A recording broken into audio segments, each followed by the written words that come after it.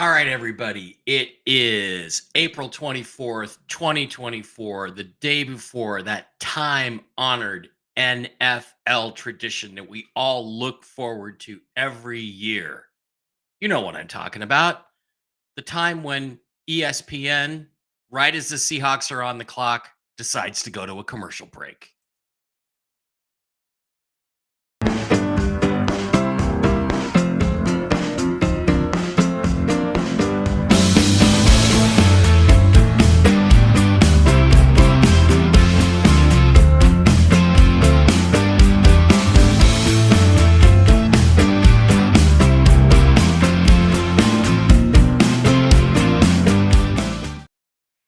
Okay, everybody, welcome back. It's great to be with you. Welcome to the Seahawk Boys Fearless and Super Smart NFL channel. It's great to have all 15 or 20 of you here. Now, there's more than that. A lot of people are watching the shows. I appreciate that. Not a lot of people, but people are starting to watch the shows. We're starting to get some traction here with the channel. And the reason we get traction is because we are different. We actually have a brain. We actually know a little bit about football, and we actually think outside the box, and we're not compromised by like certain people in the Seahawks YouTube slash Twitter X community who can't really say anything critical about the team or the coaches or the GM because they're afraid they'll lose access. Well, we don't have any access, therefore we can say anything we fucking want to. And beyond, at this point, the main thing I would say is Pete Carroll and John Schneider are clowns. They're idiots. They've screwed this roster up to an incredible degree. And the only question remains now is, was that more Pete than it was John? And is John smart enough to redeem his reputation with this draft? We don't know. We're about to find out. Tomorrow is the big. It's the day before the day before. The day after tomorrow is the no, it's Wednesday. It's the big day. It's tomorrow night. So later on tonight, after Whiskey and Wisdom with Mark Z, Seahawk Boy Dave and I are going to sit down and we're going to do two things. We're going to do exactly what I'm going to do here on my side of it. We're going to do a 2-round pick every pick mock draft, and then we're going to do a 7-round Seahawks only mock draft. Now, there have been a couple of developments in the last couple of days, and one of them is that Rob Staten, one of the few people in Seahawks media and the Seahawks blogverse, Twitterverse that we actually respect, came out with his final horizontal board before the NFL draft. And as we take a look at that, it's pretty, it's not changed a lot, but there is some interesting stuff in there that we want to look at. First of all, in the upper left-hand corner, the only blue chip quarterback he has is Caleb Williams. He has Jaden Daniels as legit round 1. And then down below that, he has Michael Penix Jr. as would take in round 1. Now, we all know at least 5, possibly 6 quarterbacks are going to go in the first round. He also has Spencer Rattler, Drake May, J.J. McCarthy as second-round picks. He has Bo Nix rated as a third-round pick. Despite my extreme respect for Rob Staten, I disagree with him fully on Bo Nix. I've seen him play live. Everything about him screams NFL signal caller. He's got the legs. He's got the arm. He's got the ability to make plays under pressure. And again, I think something that's really been underrated is the guys who are most effective against the blitz in this draft are number 1, Michael Penix, number 2, Bo Nix.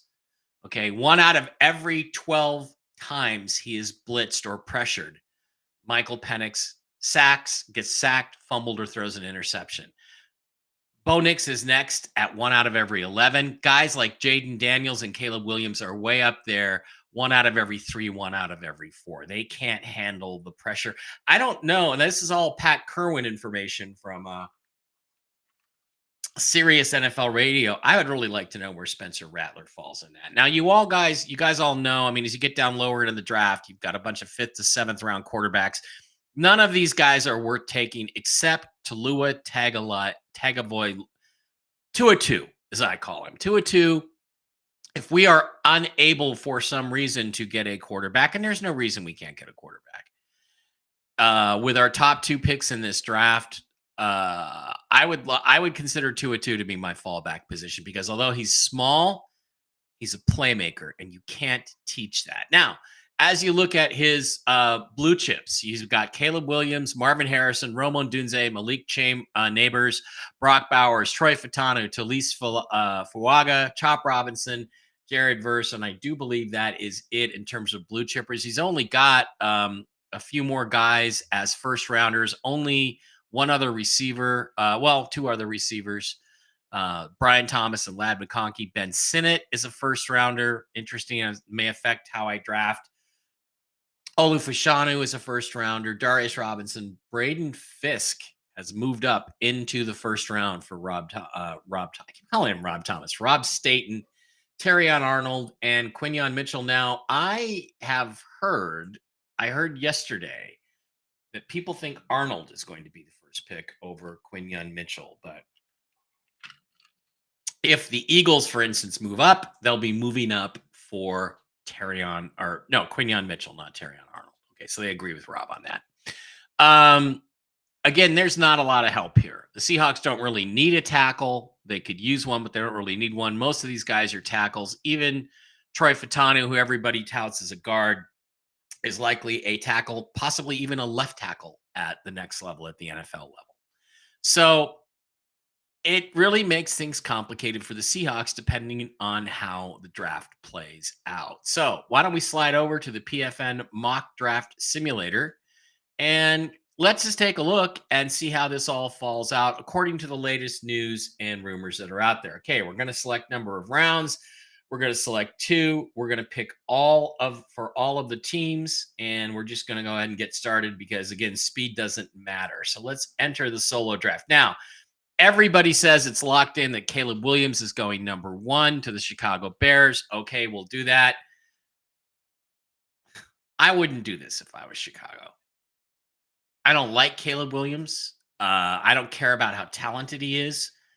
I think he's another Cam Newton waiting to happen, which means he'll put up a lot of numbers.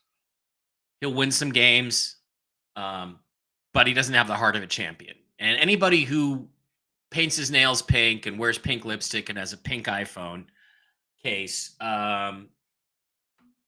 is a narcissist. He's focused on himself. He's not really interested in being anything but a star quarterback in the NFL and making a lot of money. I don't think that's the heart of a winner. I don't think that's the heart of a champion. And I think while the Bears will be better and they will be contenders and they will win games, I don't see them ever winning a Super Bowl with Caleb Williams. So I would not do this. I would probably try to flip out and do a trade if I could, but the Bears are stuck with him. The Bears are stuck with him because they traded away the first overall pick and didn't take CJ Stroud last year. Now, that brings up the Washington Commanders. I think everything is settled in on the Commanders going Jaden Daniels with the second pick, 1-2. That's where it is. That's what is happening. And, I don't think there's any doubt that those are going to be the first 2 picks tomorrow. Those are the 2 things that are not in doubt. Now things start to get interesting with the third pick because we're into the New England Patriots who really need a quarterback. But they've made a lot of noise about being willing to trade out. Now, when they do that, they're doing that because they're willing to trade out. The question is somebody like the Vikings willing to trade up to number 3 to get Drake May? And the latest is that no, they don't believe in May enough to trade up what it would take to get up to number 3. And what it would take is probably 3 first-round picks plus more. And I don't think the Vikings are going to do that. Now, one possibility is 11, 23, which is their top 2 picks, and Justin Jefferson. Justin Jefferson, they're having a contract dispute. They're not able to pay him. I think Justin Jefferson is the most overrated receiver in the NFL. The reason he's thought of so highly is because he piles up gobs of yards. Well, why did he get all that yardage for the fantasy owners? Why did he get all that yardage? Because he has Kirk Cousins, who's a pretty damn good quarterback, throwing to him. Kirk is a great quarterback when he's not under pressure, not in a big game. In an average regular season game between the 20s, Kirk Cousins is one of the best quarterbacks out there. He fires the ball, and Jefferson gets open and catches that stuff. But Justin Jefferson disappears in the fourth quarter. The Seahawks have played the Vikings twice. since they drafted Justin Jefferson. And I can't remember Jefferson doing a single thing or making any kind of big plays against us, as bad as our defense was. I think he might have had one touchdown where basically we had a blown coverage and he was wide open for a touchdown. But that's all I can remember. The guy is not an impact player. I think DK Metcalf is far more talented a player than Justin Jefferson. So they're now faced because the Detroit Lions just basically gave a huge $127 million deal to Amon-Ra St. Brown. They're now looking at, or $27 million a year, $30 million a year average. They're looking at a gigantic contract to pay out to Justin Jefferson. And honestly, I don't know what the Vikings cap situation is. Let's go check it.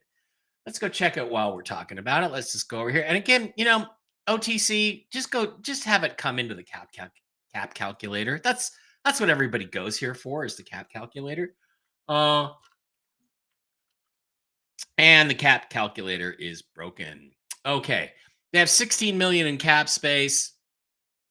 Deal like that. I don't know what Amon-Ra St. Brown's first year deal is, but they have 16.62 million. If they traded Justin Jefferson, I don't think they save anything under the cap. Well, actually they save if they trade him, they save 19 million under the cap, 19.7 million. Wow. So that's a good deal. Let's go back, and I was going to say, well, no, let's just stick here. Let's just stay here. All right. So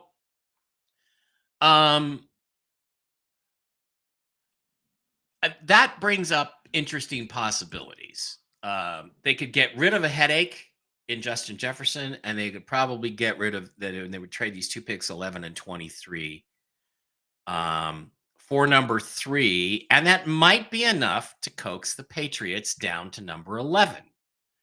So I'll tell you what, since I've been talking about this, let's just do that trade. Let's just propose a trade. Let's go with the Vikings and the Patriots. I know the Patriots. There they are. Let's go with the Vikings and the Patriots.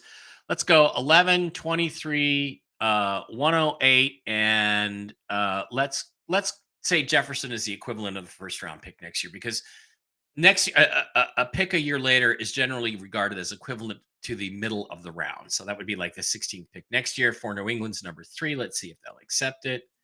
They do accept it. The Vikings jump up to number 3 to take the quarterback they want. But here's the problem. Here's the problem. I don't think this is actually going to happen, but I'm going to model it anyway, because the Vikings, from the latest word, is that they don't believe in anybody enough, Drake May or JJ McCarthy, to actually move up and make this trade. They don't believe in anybody enough. They'd rather stick and pick at 11, thinking they're going to get one of the quarterbacks they want there. However, I suspect that is smokescreen. And this way, they've rid themselves of Justin Jefferson's ridiculous contract that they're going to have to give him. And they've only unloaded a few picks. They didn't actually give up next year's first round pick. So they can take Drake May, the quarterback of the future in Minnesota. Now, everybody thinks the Cardinals are going to trade out. But right now, who are they going to trade with? Well, it would have been the Broncos a few days ago. But they're not really desperate for a quarterback right now, because guess what? They, believe it or not, they just signed or traded for Zach Wilson. So I think they're in the drop down and take a quarterback mode. Now, the Cardinals would be interested in trading out here. There seems to be some truth in that, but they're going to demand a ridiculously high price. They're going to demand a ridiculously high price, like 3 first-round picks. I don't see anybody behind them actually doing that. So I think the Cardinals, they also, apparently, they were recently today, there was a report, they're happy just to stick and pick with Marvin Harrison Jr. And again, if you go over to the Arizona Cardinals, if you look over on Tankathon, they've got like 7 picks in the top 104. That's where all the talent is in this draft. It's the top 100 picks. They got 4, 27, 35, 66, 71, 90, 104. They're loaded with picks. They don't need any more picks. I don't think they're going to do anything here except take the elite guy, the guy that fits their number 1 need, which is wide receiver. And I think that's going to be Marvin Harrison Jr. So boom, he goes to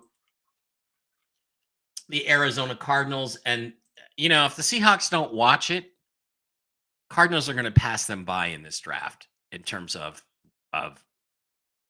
talent levels. So now we come to the Los Angeles Chargers and Jim Harbaugh. Well, I'm sure Jim Harbaugh really likes his quarterback, J.J. McCarthy from Michigan. There is some rumor that the Giants like him. Nobody can decide whether the Giants are going to take a quarterback or not. Nobody really knows if they're going to take a quarterback, but the Chargers also don't have a legit wide receiver on the roster. So now the decision that's going on, that's probably been made today by Harbaugh is, do I want to recreate what I've always done in the past, which is build offensive lines, build defensive lines, get big, emphasize the running game, and have don't have a gunslinger at quarterback, have a guy who can just get the job done, like he did with JJ McCarthy at Michigan. If he wants to do that, fine, but this is the NFL. And he may recognize, hey, guess what? You know what? I I think that I think that in the NFL these days, I have to score 30 points a game to win. And as much as I like my guy, JJ McCarthy from Michigan, I'm not doing that. So the option here would have been to trade with the Vikings for their 2 picks, and maybe end up with one of the receivers at 11 to add to JJ McCarthy, or to trade Justin Herbert. I don't think he does either one of these things. I think he makes the logical decision. I think he takes the second best receiver on the board. I think that receiver is Rome Odunze of Washington, but most people are modeling Malik Neighbors. I'm going to go with Odunze because he's better than Neighbors. Now, the Giants. The Giants also could be looking for a quarterback. Here's the thing that they are definitely doing. They are definitely looking at um, the quarterbacks, at JJ McCarthy, or they could be adding what they think is the best receiver in the draft. They could also go for an offensive lineman. I don't think that happens. I think they go for the leftover receiver, whether it's on Dunze or Neighbors. And they'll say, you know what? We'll get a quarterback on the day 2 or day 3. We'll worry about that position again, because they've already got Drew Lock and Daniel Jones there. And Daniel Jones has played well at times. Now we come to Tennessee. So what's Tennessee going to do? Well, I think Tennessee is ripe for trading down. Everybody says, oh, this is easy. Joe Alt, they need a left tackle. They need a left tackle really badly. And Joe Alt is the best left tackle in this draft. So Joe Alt goes right here. They do need a left tackle. They also have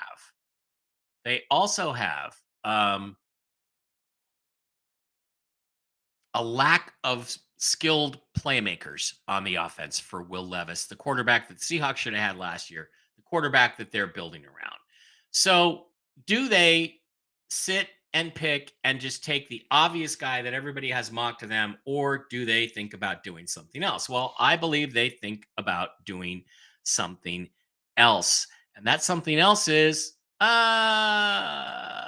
we're going to trade out with the Raiders, or look, it comes down to 2 things. Brock Bowers, the tight end from Georgia, or they trade out with the Raiders. Now, what do the Raiders have to do here? The Raiders are thinking, well, we're sitting here. We're going to have to get up in front of New England to get the quarterback that we want. So if we're going to do that, we have to trade with somebody. We have to trade with Atlanta. We have to trade with Tennessee. Atlanta is looking at an edge, but no defensive players have been taken yet. Why? Because this is a shit defensive draft. So the question is, what does Tennessee do? Do they do the obvious thing? Do they take the offensive tackle? Do they surprise and take Brock Bowers, the tight end? Do they trade with the Raiders?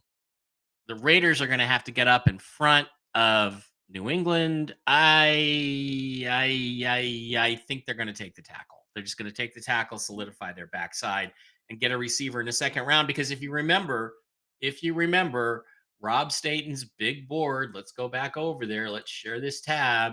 Rob Staten's big board. If you go back over there, look at all these second round wide receivers. McConkey, Pearsall, Keon Coleman, Adonai Mitchell, Xavier Worthy, Xavier Leggetti. Two guys named Xavier. Leggett is, I think, a really good player. So that's what happens. I think they stick and pick because they can do better. They can do good in the second round. They can get a wide receiver there. So now Atlanta is looking at, their top need is an edge. They could use a wide receiver. There's no wide receivers. We're taking at number 8. There is a super talented receiver on the board, however. So why take an edge who, again, if you go back and look at the edges, Chop Robinson and Jared Verse are considered blue chip. But let's be honest. This is what I'd like to ask Rob if I could have him on my show.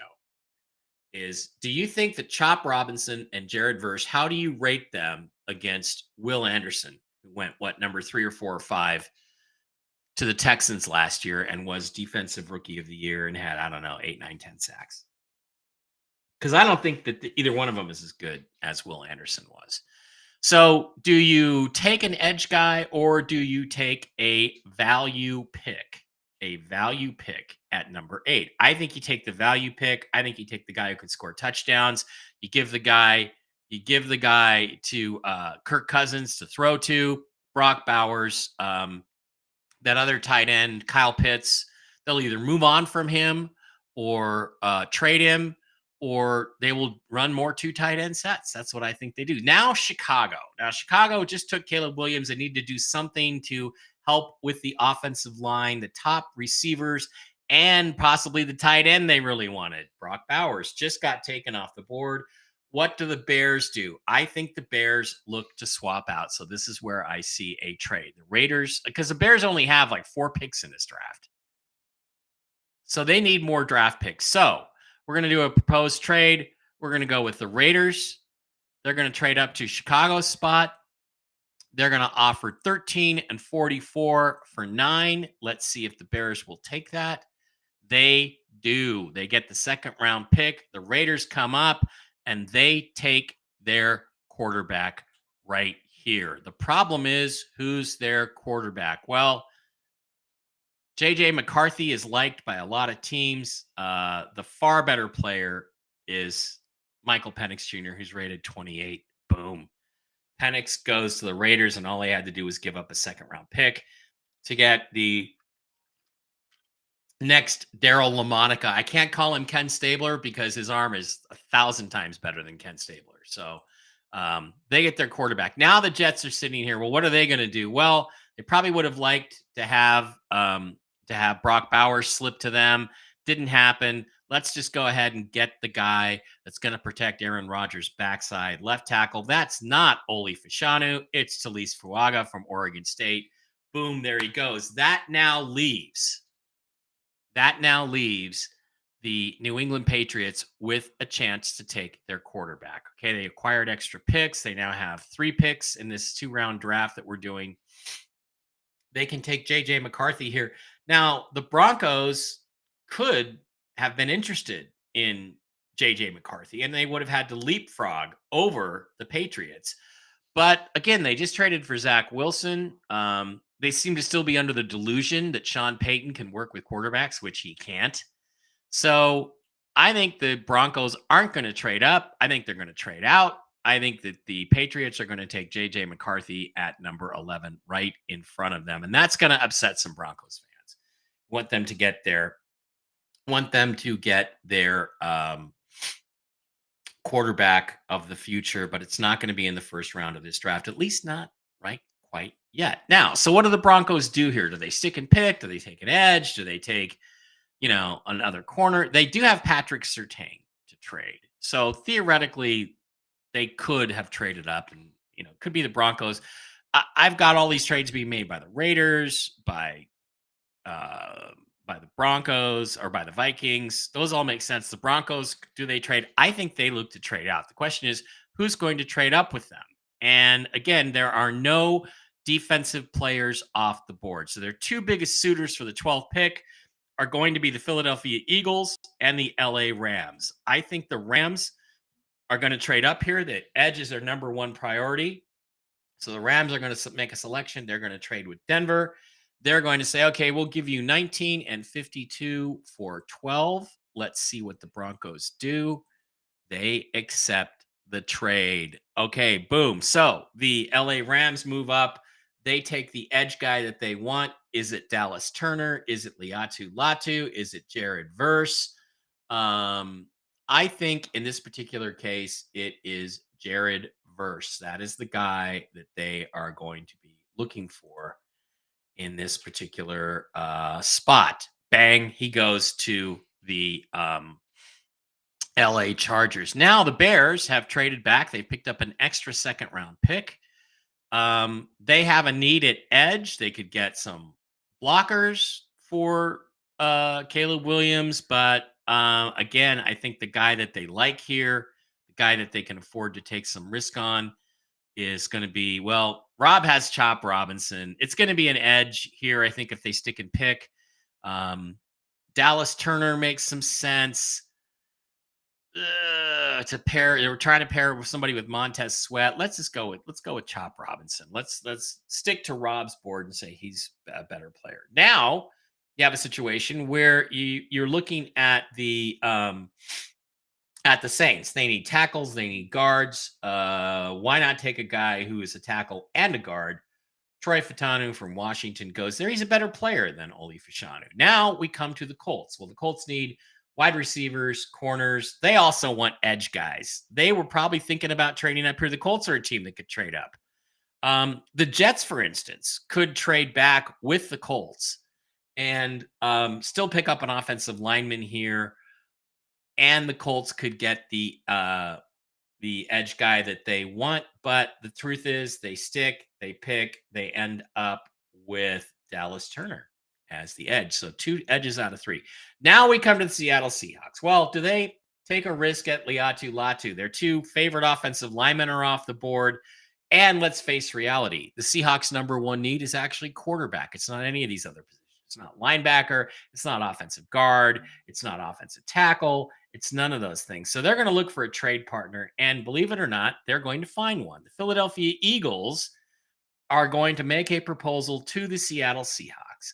And they're going to say, you know what? We know you're desperate. We've got 2 second-round picks, but we know you are desperate. We'd like to just offer you a third, but we don't have one. So we're going to offer you 22 and 53 for 16. They're going to propose that to the Seahawks, and the Seahawks are going to accept it. So the Eagles are going to jump up, and they're going to take Quinyon Mitchell, the top corner in the draft, because corner is a desperate need for them. That upsets the Jags, who probably were looking at, I don't know, offensive tackle, wide receiver, edge even. They could do a lot of different things here. Logically, everybody says corner is their biggest need. So let's just have them take the next guy, Terrion Arnold, leaving the Bengals on the clock. Well, the Bengals need offensive and defensive line help. Olu Fashanu has gone too far. I think the Bengals just say, look, we're going to take the offensive lineman. Now, the Broncos have dropped back. They are still looking at quarterback. They probably want to drop back further, but who's going to come up? Who is out there that needs to make a trade for a player that's not going to be there on the board when they draft? And one team I could think of is the Buffalo Bills. The Bills are probably thinking we're going to have to come up and get somebody. So what we're going to do is we're going to make an offer to the Denver Broncos right here. Buffalo Bills are going to trade with the Denver Broncos, and they are going to offer them 28 and 128 for 19. It's a 4th round pick, not a third. It's been rejected. Okay, so we're going to have to sweeten the pot. Let's try it one more time. We're going to go with the Buffalo Bills. They're going to also trade with the Denver Broncos, and they're going to go 28, 128, and 144 for 19. That's been rejected. All right. We're going to try it one more time, and then we're going to give up on it. Try to make a trade here. So the Bills are going to trade with the Broncos. If I was the Broncos, I would have taken that last deal. 128, 133 for 19. And it's been rejected. All right. Broncos are stuck. They're going to have to stick and pick.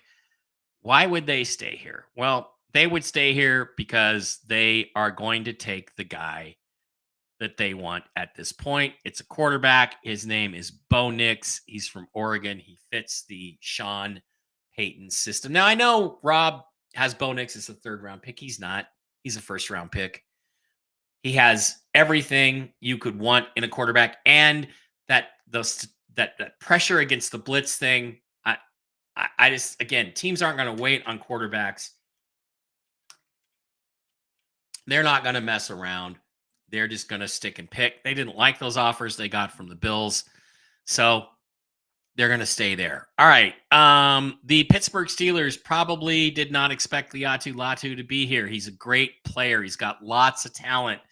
But what they really need is help on the offensive line. They're going to take Amarius Mims from Georgia, who's a terrific player. That leaves J.C. Latham, the last of the real first round offensive tackles. Let me look at the first round offensive tackles. Yeah. Tanu, Fuaga, Mims, Alt, Latham, and Tyler Guyton and Oli Fashanu are first round tackles as far as Rob Staten is concerned, which, again, I have a great deal of respect for. Now, this brings up the Seattle Seahawks. So the Buffalo Bills are sighing a sigh of relief. Everybody in Seattle right now is buzzing. Liatu Latu, he's got ties. People in Seattle are such rubes. They love that. Oh, he played at the University of Washington. He's from Seattle. Oh, let's go get the Seattle guy. That's so awesome. Yada, yada, yada, blah, blah, blah, blah, blah. That's crap. Latu has a bad injury history, and these are not like ACLs like Michael Penix, who you can recover from. This is a serious neck injury, so I think taking a risk on him at 22 isn't great. Not a great idea. The New England Patriots here are lurking at 2023, probably looking for a wide receiver because, after all, they got JJ McCarthy with their first pick. Now they're going to want to give him a wide receiver. Guess who knows that? The Buffalo Bills. So now the Bills are going to come back and they're going to try to trade with the Seahawks. So the Bills are going to say, we're going to trade with Seattle for this spot at 22. We're going to give you 28, 128, and 133 for 22. And it's been rejected. It just doesn't seem to want to do that. Try it again. Buffalo next, Seattle next. We'll keep doing it. 28, 128, 144. I don't want to give up 60. It's been rejected. All right, so we're gonna have to go. Maybe it's the sequence. Usually it's the outside team. Oh, let's try it one more time. We'll try the Bills with the Seahawks. We'll go 28 and 60 for 22. That trade's been accepted. Okay, they had to give up 60. That's fine. Seahawks now have 2 second-round picks. They're up here to take Brian Thomas Jr., the wide receiver. That's the guy they want. He's going to replace Stephon Diggs, and it's going to break the hearts of the New England Patriots. Or is it? Well, yeah, the Patriots could reach here and take a wide receiver, but if you look, they still got to pick at 34 where they can get a wide receiver. I think they're in best player available mode. They probably can't believe Byron Murphy, who was supposed to be a top 10 pick, is here. They're just going to take him and go with it. Next, we have the Dallas Cowboys. They need offensive line help. I think Tyler Guyton makes a lot of sense for them. Same thing with the Packers. They're looking for offensive line help. A lot of it is off the board.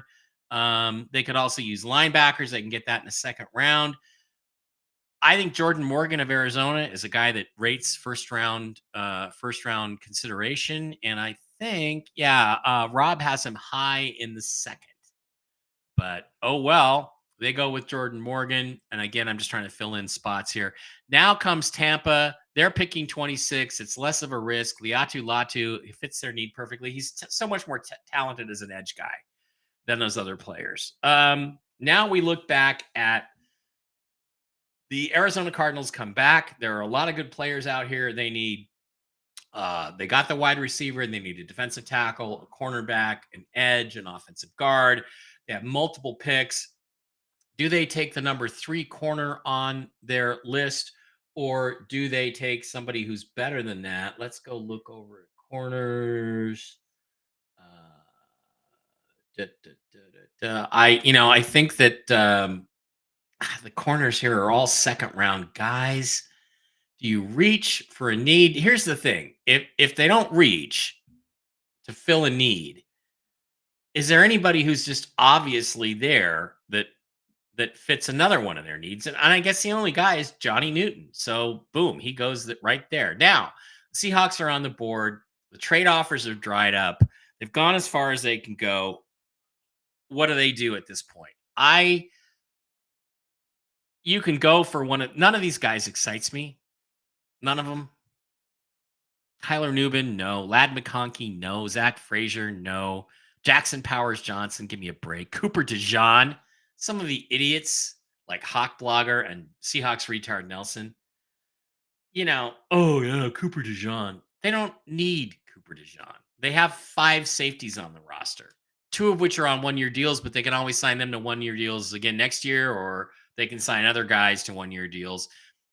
You've dropped a couple times. You've gotten lucky in the trades. You've been able to pick up, 2 second-round picks out of these trades. I think you're very lucky to have been able to do that.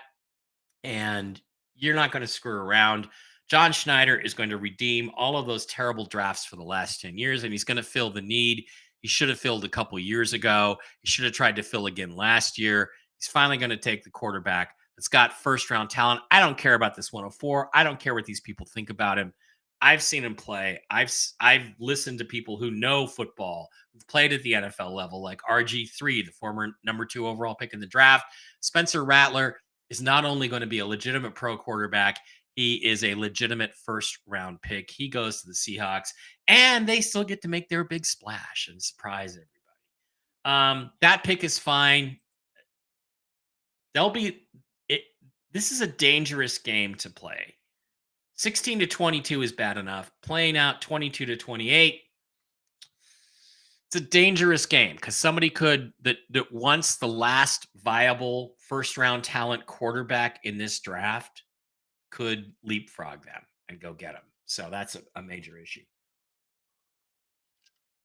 So the Lions are up. What do the Lions do? Well, they could use a corner. There's several available. They could use some good defensive backs.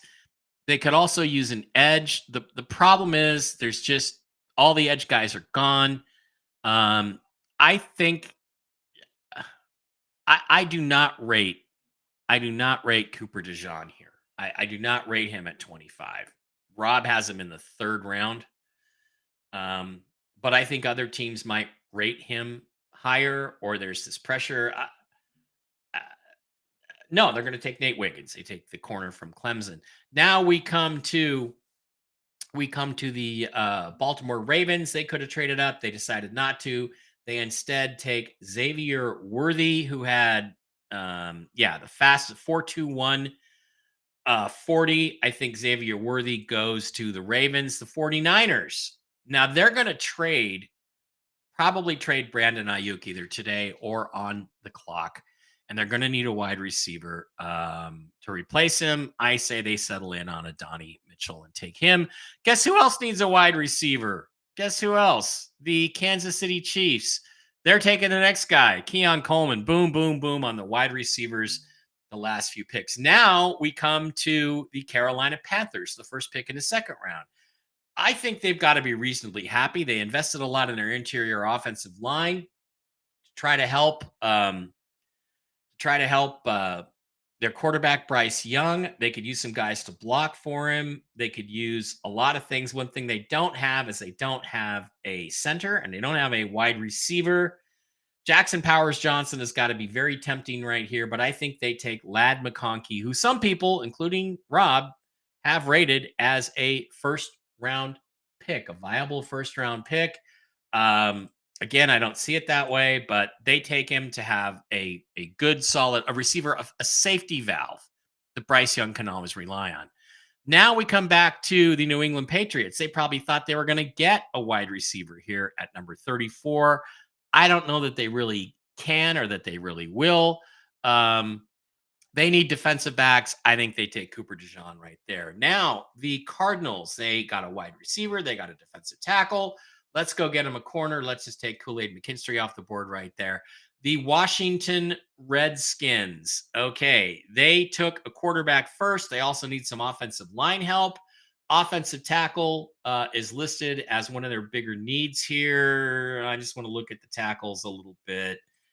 Um, Kingsley Sumiatria is definitely rated up there. Let's see where. Yeah, Rob has him as a fringe second, third round guy. So why don't we have them jump back and take Roger Rosengarten, the offensive tackle from Washington, who is a pure, real offensive tackle. Now the Chargers. Chargers took Romo Dunze, their wide receiver, in the first round. They still need corners. They still could use an offensive tackle. I think they can afford to take a risk on Kingsley Sumiatia. So after that, the Chargers, I think, go all defense. Now, the Tennessee Titans, they went tackle in the first round. They took Joe Alt. That's a pick I don't feel very good about. I still think they'll probably take an a guy who can score touchdowns. They still need a wide receiver. Do they reach? Do they get somebody? I'm going to give him Jalen Polk, the next wide receiver on the list from Washington, because they need some outside guys with some speed. That brings the Carolina Panthers back onto the clock. They took Lad McConkey, the wide receiver. They could go get a center. Jackson Powers Johnson is still sitting there, but I don't know if he's a good fit for them. I don't know if they need a center. It says they need a center. All right, let's give them Jackson Powers Johnson. Now the Redskins. Quarterback and offensive tackle, they addressed those. Now they need a corner. TJ Tampa will go to them. The Packers have 2 second-round picks, right? Yeah, they have 58 and 41. I think at 41, they're in best player available mode. They can use an inside offensive lineman. They'll go with Graham Barton, the guy that a lot of people have the Seahawks taking. That would be foolish. Now, the Houston Texans are on the board for the first time. They need defensive tackles. They need cornerbacks. They need offensive tackles. They need linebackers. They could also use maybe an edge guy. How about we give them? I don't like any of these guys. I don't like any of these guys. Let's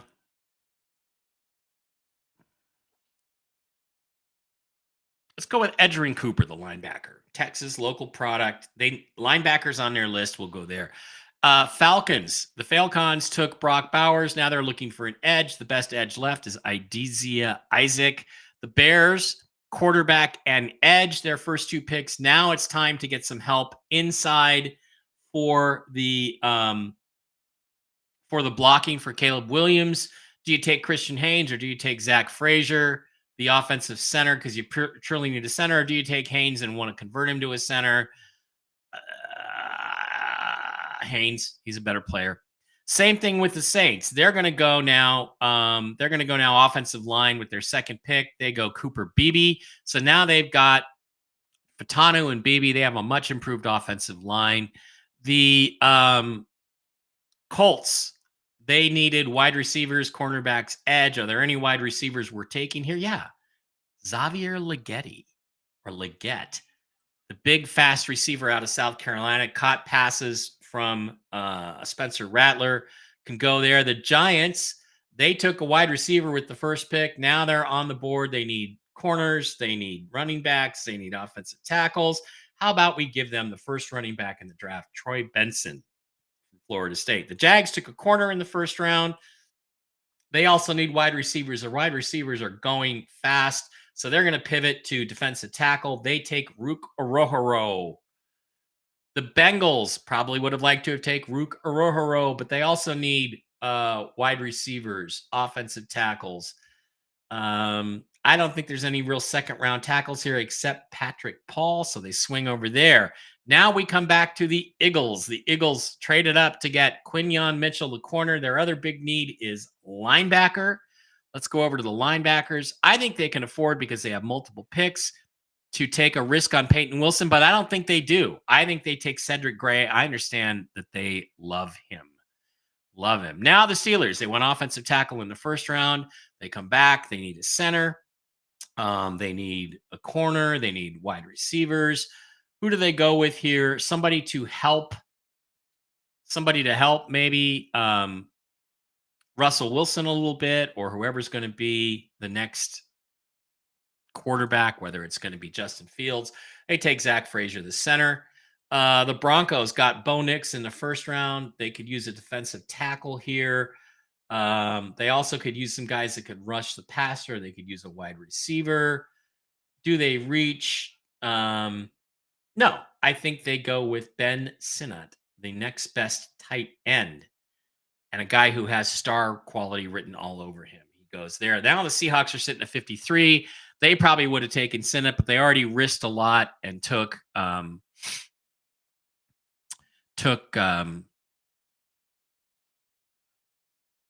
Spencer Rattler in the first round. Sorry.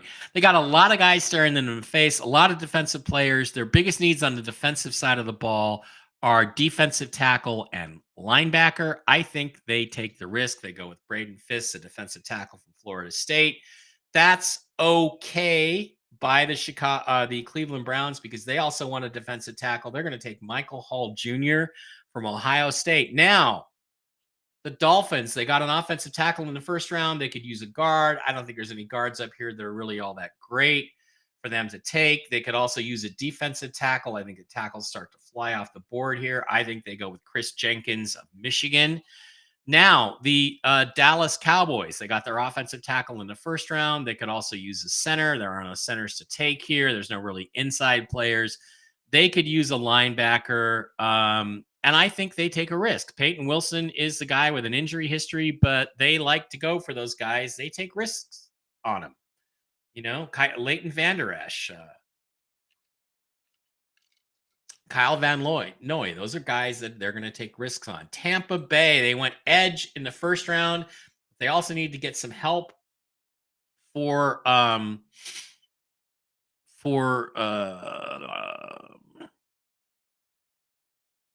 who's the quarterback? Anyway, I think that they come back here with a corner and go with Max Milton. The Green Bay Packers, they need help at linebacker, at edge. They probably would have taken one of the linebackers, cornerback.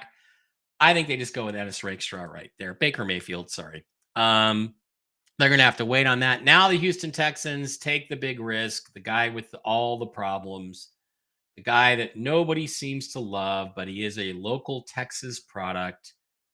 Where is he? T'Vondre Sweat. Did I go past him? Did I go past T'Vondre Sweat? Search.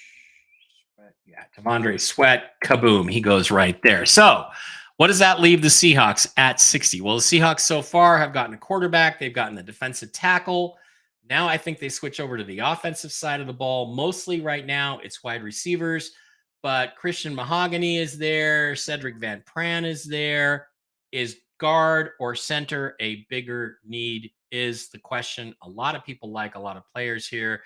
I think they just go with Christian Mahogany from Boston College. Just fill out that pick. The Detroit Lions, they need an edge. They need a corner. They went corner in the first round. Let's go edge in the second round. Let's go find where is he? There's no edges in this range. I overestimated it. So I guess they do the fallback position and they'll go with a wide receiver and take Ricky Pearsall, the speedy wide receiver. Okay, so these teams all went wide receiver at the end of the first round. Chris Braswell was there. Fuck you, Dave Barra. So the Baltimore Ravens are going to come back and go with a defensive lineman. Trying to think of who would be a good pick for them here. Let's just say Darius Robinson. The 49ers cook a wide receiver. They now need a defensive back to go with it. There really aren't any good ones. We'll go with Saintsville. And then the Kansas City Chiefs also need to go back with a defensive back, Tyler Nubin. And that ends the 2-round mock draft. So, yeah, did we get a little bit ragged in the second round? Yeah, we did. But here's the cool thing. The Seahawks ended up with the guy that they needed the most, one of the top 7 quarterbacks, Spencer Rattler. Braden Fisk, the defensive tackle, is kind of a luxury pick, and Christian Mahogany is a necessity pick. at number 60. They went with their needs. They got off to a good start, and they have more picks available in this draft. So we had a lot of trades. It's not going to happen this way. Teams are going to trade up that we don't expect to trade up. Teams are going to trade down that we don't expect to trade down. But that's the best we can do. There's our first two round mock. We really should limit it to the first round, I think. So, anyway, Seahawk Boy Dave and me will be on later on tonight after I do Whiskey and Wisdom, and we will go from there. Baker Mayfield, senior moment. All right, everybody, you have a good time. You enjoy your day today. Keep your eye on the rumors and be back here, I guess, tomorrow. I don't know what we'll do tomorrow in terms of coverage or anything. Probably, I'm going to be out at a bar watching the draft because knowing the Seahawks, I'm going to be needing to drink. They're going to probably pass on Penix, Nix, and Rattler to take some fucking, guy who can't pass rush. That's my guess as to what really happens. So we'll be there, and probably want to do a stream afterwards just to criticize the pick, unless they are smart and do what I want them to do, which is take a quarterback. Anyway, see you tomorrow. Love you guys. I'll switch the audience. It automatically defaults for some reason in my software to made for kids, which means you can't comment. So I'm going to go switch that as soon as we're done. Like, subscribe, get over to the Seahawk Boys Fearless and Stupid NFL channel and subscribe to that. And also the blog, the Seahawk Boys blog. Love you guys. Thanks for being here. Thanks for putting up with me. Talk to you later. Let's hope they do the right thing tomorrow.